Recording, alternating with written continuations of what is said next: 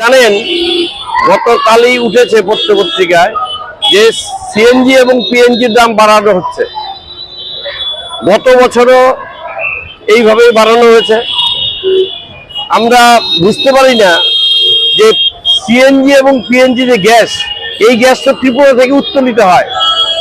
তাহলে রাজ্যের মানুষ এই যখন অবস্থা, সর্বাত্মক সংকট চলছে রাজ্যের মধ্যে, যখন মানুষ দিশেহারা, জিনিসপত্রের দাম হু করে বাড়ছে, কাজ নেই, কাজের কোনো ব্যবস্থা নেই, সরকার এবং গেইন সবাই মিলে এই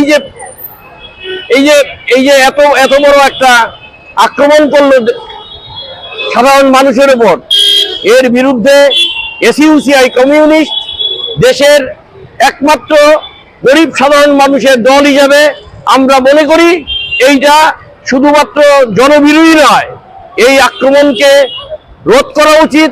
এবং রাজ্যের আগরতলায় এবং বিভিন্ন জায়গায় যেহেতু সিএনজি গ্যাস পিএনজি গ্যাস গেছে, এখন যাচ্ছে বিভিন্ন মহকুমাগুলিতে, আমরা মনে করি রাজ্যের সাধারণ মানুষ, খেটে খাওয়া মানুষ যেন এর বিরুদ্ধে ঐক্যমত হয়ে একটা দলমত নির্বিশেষে এর বিরুদ্ধে আন্দোলন গড়ে তোলে এবং এই আন্দোলনের মধ্য দিয়ে সরকার এবং গেইলকে বাধ্য করে যাতে এই যে অন্যায় জনবিরোধী নীতি গ্রহণ করেছে তার থেকে সরে আসতে।